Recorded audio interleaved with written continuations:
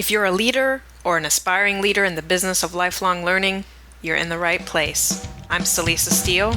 And I'm Jeff Cobb, and this is the Leading Learning Podcast.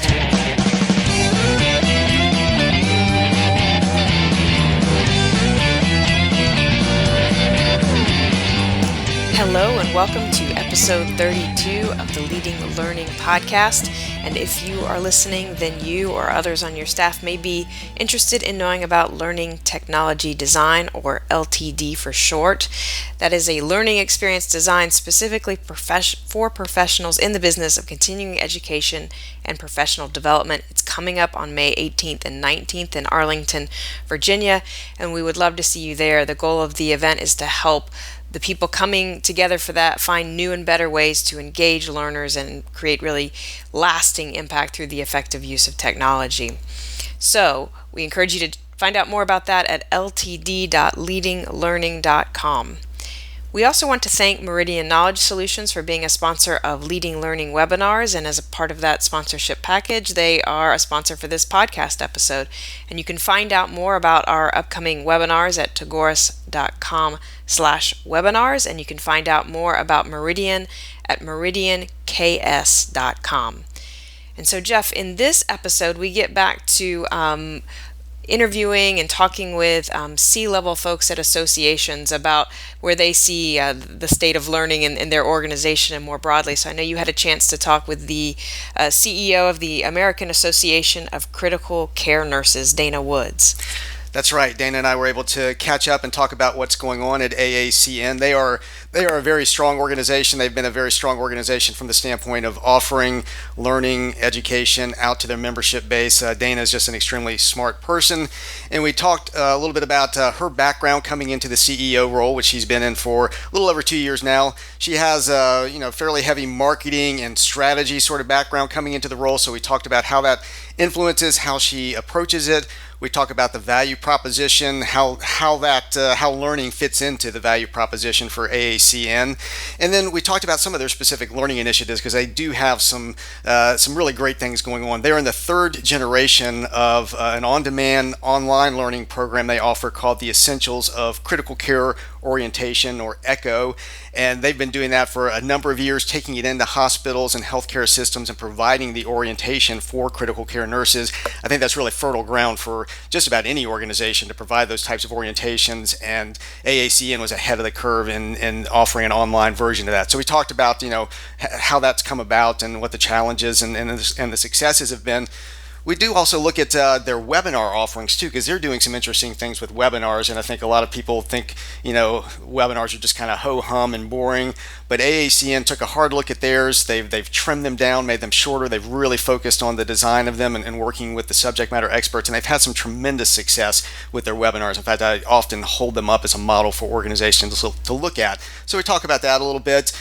We talk about Dana's own learning habits. She is an avid learner, and just in general, I think this is just some great perspective from the leader of a very strong organization about learning, education, and the role that membership organizations can play.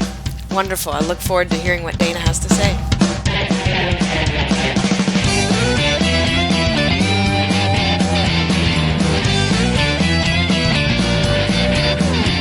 Hey there, this is Jeff Cobb, and I am joined today by Dana Woods, who is the CEO of the American Association of Critical Care Nurses, or AACN. Dana, welcome to the podcast, and maybe we can start off with you telling us a little bit about AACN and what it does.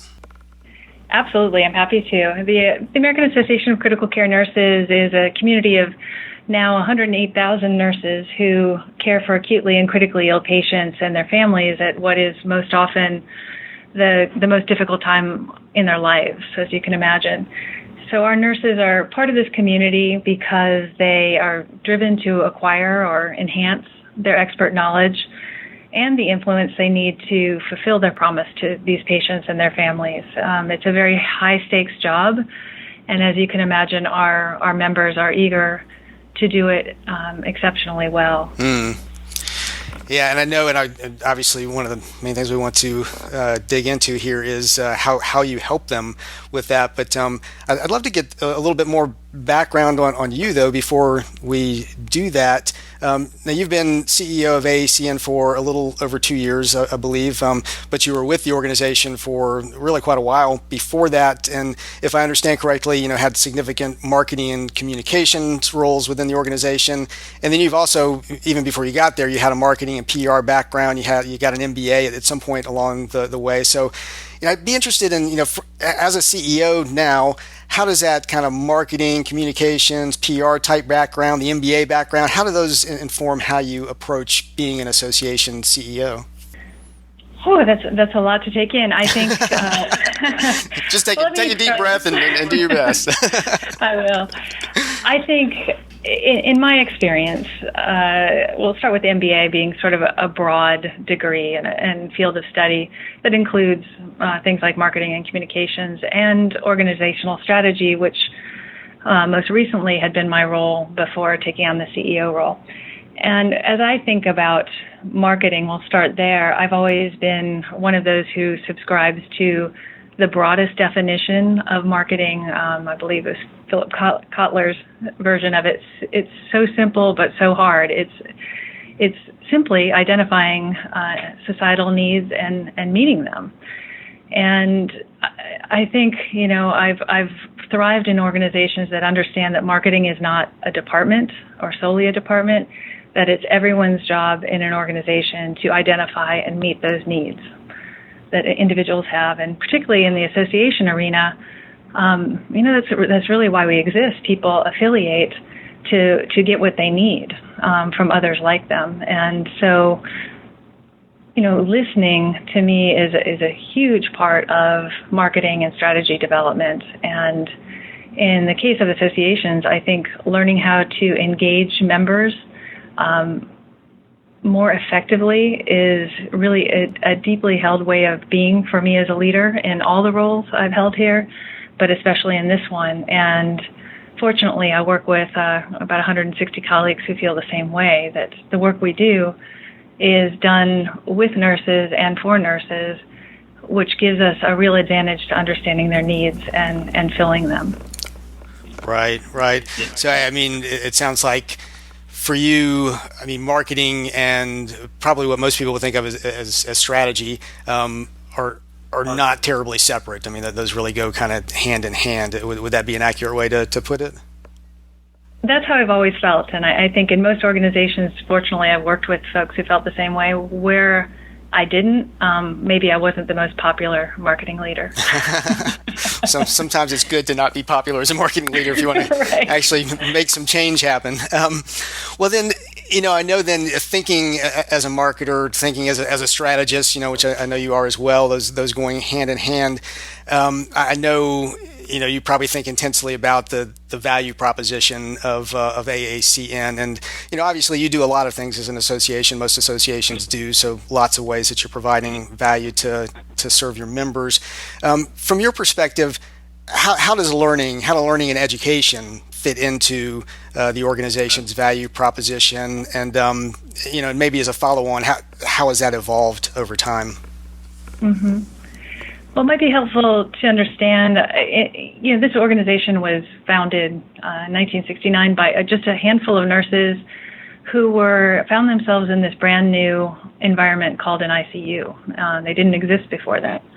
And so they were driven by this need to understand more about the changing therapies, technologies, pharmacology, so that they could help their patients. And, they were driven by some fear of hurting their patients. A lot of this stuff was really unproven.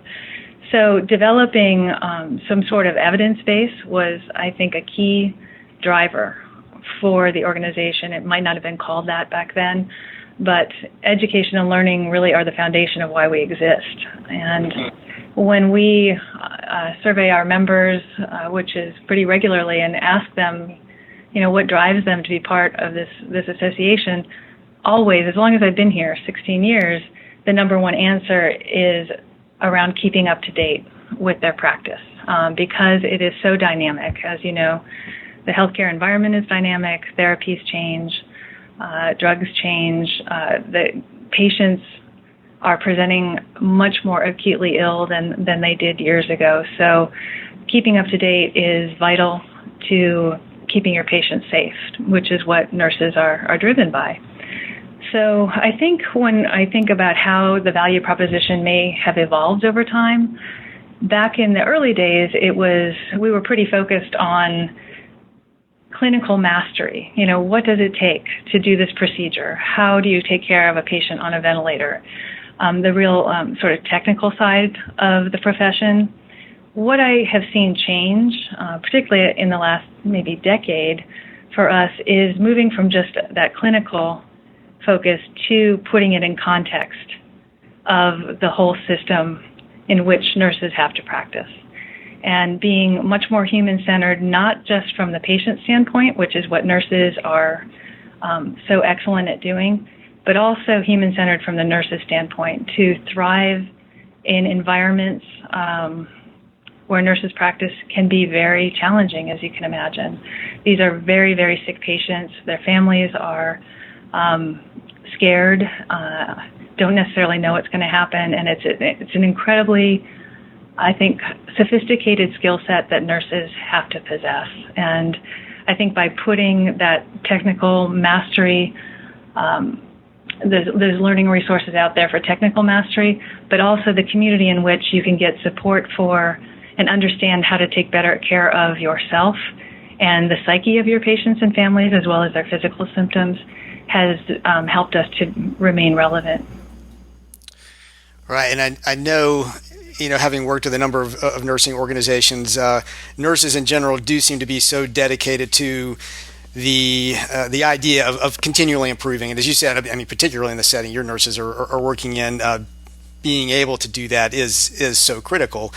And I know that one of the avenues that you chose for supporting nurses was to get into online learning and providing basically learning that can be accessed in the context of work. I know you just recently launched the third generation of your Essentials of Critical Care Orientation, or ECHO, as I believe the organization calls it. You got into that, I'm not even sure how many years ago it was. Maybe you can tell us, but before, a lot of organizations were thinking about it, you invested significantly in building an on-demand online educational product, and then, taking that into institutions, taking that into the healthcare environment so the nurses would be able to access it. So I know I believe you were around at the time. So, how did you decide so early on that, that was the right path to take, that was an appropriate risk to take, because you did invest significantly in it? And then, what have been some of the challenges along the way? Sure, I'm happy to talk about that.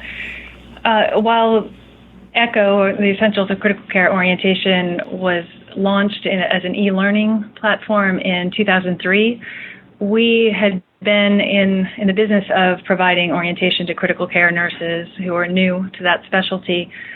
We've been doing that since the beginning of time, pretty much. And the former form for that orientation, I think it's just kind of funny to look back at it now. When I came on board, it was, I believe, maybe 2 6-inch 3-ring binders full of transparency overheads. Wow. So to help nurse educators in the hospitals primarily educate the new crop of critical care nurses. And, naturally, platforms changed, technology changed, and we knew we had to change with it. Now, fortunately, the paper product, the old school product did very well. It became, absolutely essential to nurse educators who were trying to bring new nurses up to speed. So we were pretty confident that the content would remain relevant. It was the learning around the platform and the delivery that perhaps was challenging. I mean, as you know, it was certainly costly, so that there was a risk in investing. At the time, it was about $1 million to create the first ECHO for us in a nonprofit. That seemed like a lot of money at the time. Looking at what it costs to develop ECHO these days, that was actually pretty cheap. So, but back in the day, it seemed like a lot. I think the real learnings for us, I wouldn't even call them challenges, because the product was pretty instantly successful, but we really had to learn a lot about things like contracting with hospitals at an institutional level rather than just delivering a product in the mail, for site licenses and the other implications of an e-learning program. We also had to develop an ability to direct sell, which was not a capability we had at the time, and then began distributing through some of the major learning management systems. So distribution partnerships were new to us as well. And all of that, certainly added complexity to a program development process that was already complex, going from paper to electronic. So it definitely was I think of it as our skunk works days. We had a team that was really just focused on that, who was learning every day and discovering a new twist in the road and doing everything we could to understand that and get around it successfully. And you have been quite successful with it. I mean, this is something that's used by a large number of nurses, a large number of institutions. You've seen it grow quite a bit over time. Is that correct? Right. Well, currently, we've got over 1,100 hospitals using Echo for their orientation, and that's out of about roughly 5,000 who have critical care units in the U.S. Wow. So that's pretty good penetration into the market, the audience that you're serving. What are some of the other learning initiatives? I know Echo has been kind of a flagship in many ways, but it's only one of the ways that you're offering education and learning out to your audience. What are some of the ones that that you like to highlight that you think are particularly valuable? Oh, our reason for being, as I said, is providing learning resources. I think some of the newer. Well, let me balance. There's some new things, relatively new things that we've been doing that are very exciting and look to be very relevant. And then an old tried and true thing that is really doing well, which is our conference. But let me start with some of the newer things. A couple years ago, we started a webinar series, and I know webinars in and of themselves are not new. Ours, we went out into the market with a couple of distinctions, one being that they would be 30 minutes max. They'd be very focused on emerging clinical topics or environmental topics for our nurses. So we'd have the ability to be very nimble to bring topics to the fore, like when Ebola was showing itself in the U.S. Webinars allow us to be much more nimble in churning out content. And the other distinction we made is the board made a deliberate decision not to charge for our webinars, even though that was part of the original business plan, feeling that particularly these evidence-based practice, these vital pieces of knowledge that every nurse needs, that it should be available to every nurse with no barriers. So you don't even have to be a member to access our webinars free of charge. And we have had an incredible response to those. On average, 2,000 viewers per webinar. And what is, I think, most satisfying for us is our intent was that nurses would watch these together, if at all possible, discuss what they're learning, and actually change practice where they needed to. And our customer research is telling us that we're doing a really nice job of that. And about 88% say that they're discussing the topics with their colleagues. 77% are sharing them, the new practices, with unit leadership with the intent of changing policy or practice. And half, within a month of the webinar, have reported that they have implemented the practice change. So to us, that's that was a big unknown in the past. You'd put out education and hope that it was easily applicable, and this has given us some insight that we're on the right track. So that's you go ahead. I was going to say that. I mean, that is great. That you focused, I think, on making those into a high impact product in the first place. And I've recommended to a number of organizations to take a look at what you're doing with webinars, because I think, webinars come in for a lot of flack these days, I think, but if you do them really well, they can be extremely effective. And I think they have been in your case. And obviously you've been able to measure that they are in fact effective. Mm-hmm. Yeah, we're pretty excited about it. And another program that is old school face-to-face. We've got kind of the old model of that, which would be our annual conference. We call it the National Teaching Institute and Critical Care Exposition. It usually attracts 6,000 to 8,000 nurses each year.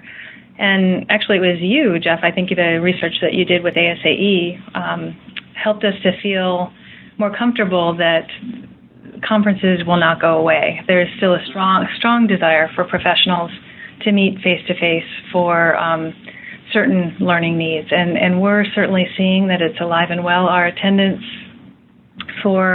projected attendance for next month is significantly higher than we anticipated in our budget. So that's been the last 3 years running. We've seen that.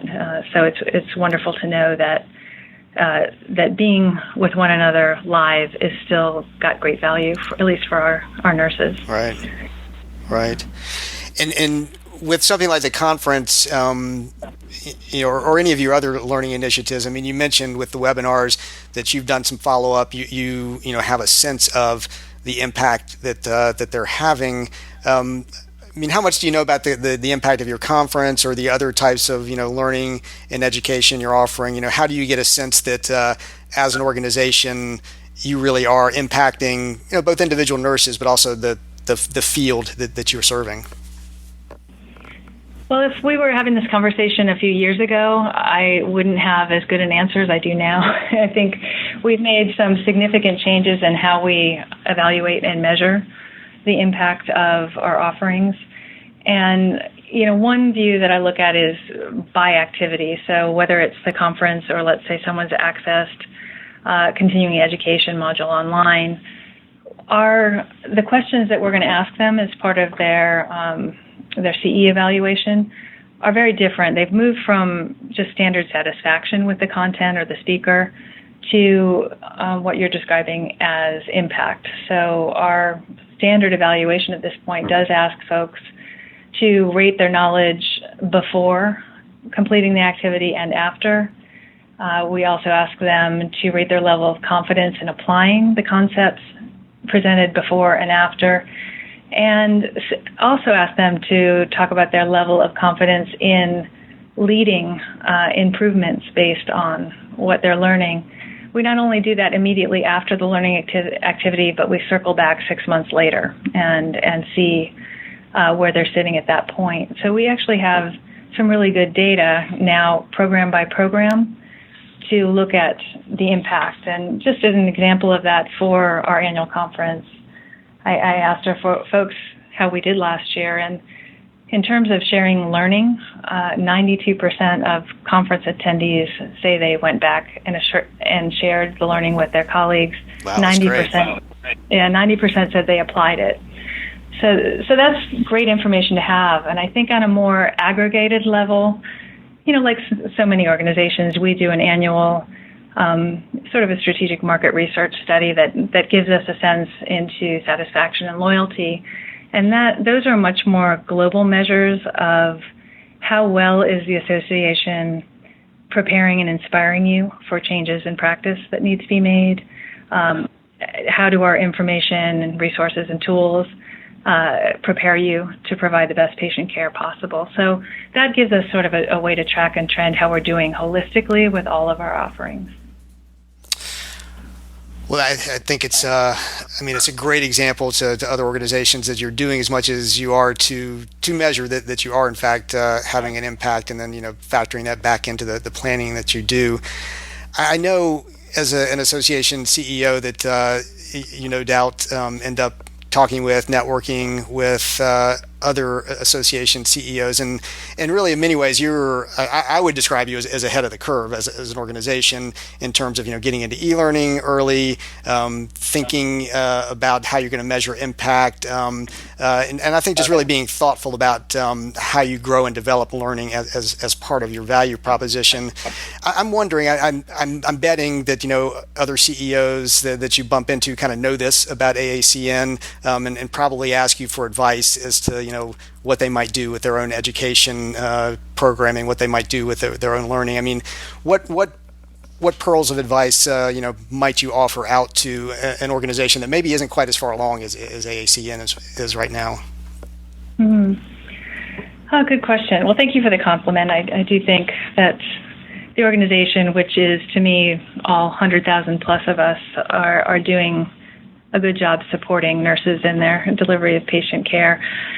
And so what would I offer as advice? I think for us specifically, where nursing is concerned, which is clearly our area of focus and expertise, there's really no substitute in my mind for talking to nurses every chance I get. So whether your association is focused on accountants or engineers or physicians, I think that's so vital. And we have, I think, sort of a built-in advantage in that most of our boards are made up of those we serve, which gives us a regular exposure to what's going on in the environment, how that's impacting the practice of nurses and their needs.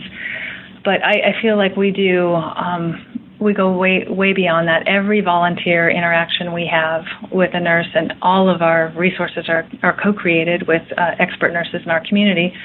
We're also asking them, what is going on in the environment? What do you need? What do you aspire to? What do you need to be able to do that's different today than yesterday? And incorporating that in not just our new offerings, but as we look at what we've done forever, how will they be received in the current environment, which is so different than it was 10 years ago.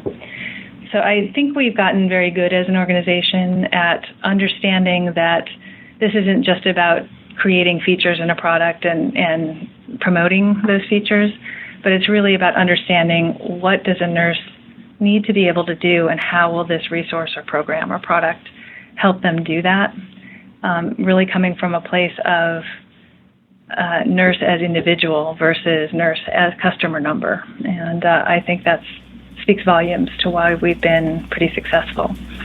Right. No, I've always gotten a sense of AACN as being very, very in touch with its market, and as a result, being in a position to lead the way for the nurses that you're serving. As we're starting to wrap up, though, I want to be sure to ask, because this is something we like to ask everybody who comes on to the Leading Learning podcast. What about your own learning? What are some of your own lifelong learning habits that helps to keep you on top of your game and ahead of the curve? Well, I certainly in the past I've been a big fan of formal education and have benefited greatly from that. I think the more applicable it could be, the better. You mentioned me getting my MBA, and I did that while I was employed here. So being able to apply what I was learning immediately to the real world on real projects was a much more fulfilling and I think successful learning experience for me than, say, undergraduate college. But in terms of the here and now, in my current role, like most of us, I don't have nearly as much time as I used to do the kind of really slow book learning that I would prefer.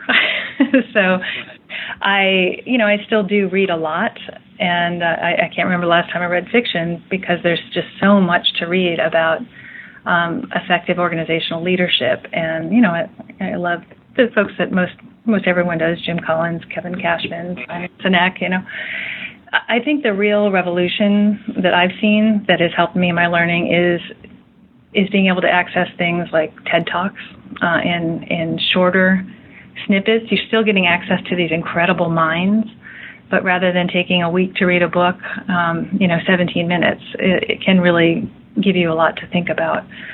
So between that and, Harvard Business Review, anything that is going to give you sort of a concentrated essence of some really great ideas that you can then translate for your organization, that I think works best for me. Well, I certainly, I think I follow some of the same learning practices, and those are some great both practices and resources that you mentioned there. So, as we're wrapping up, first of all, thanks for having this conversation. Doing this podcast is always one of my biggest learning opportunities, and this has certainly been an example of that. How can folks who are listening find out more about AACN and what you're up to, and for that matter, how can they connect with you? Well, as far as AACN, just aacn.org will get you to our website. And connecting with me, feel free, dana.woods@aacn.org. I'd be happy to share what I know and learn from you as well. Well, great. Well, Dana, thanks so much for taking the time to talk. Well, thanks so much, Jeff. So that wraps up our interview with Dana Woods of AACN. Just a couple quick reminders. Again, LTD, Learning Technology Design, is coming up May 18th and 19th in Arlington, Virginia. We really encourage you to take a look at that great program. We're really excited about that. That's available at ltd.leadinglearning.com. And thanks again to Meridian Knowledge Solutions. You can find out more about them at meridianks.com. To get show notes for this episode, just go to leadinglearning.com/episode 32. And while you're there, you'll see the options for subscribing to the podcast. We truly hope you will do that. If you have not already, there are a variety of ways to get it, and make sure that it lands on your smartphone or other device on a weekly basis. We would be grateful if you'd take a minute to give us a rating on iTunes. You can do that by going to leadinglearning.com/iTunes, and we really do appreciate it. It makes it much easier for others who are interested in this type of learning and leading questions, helps them find the podcast.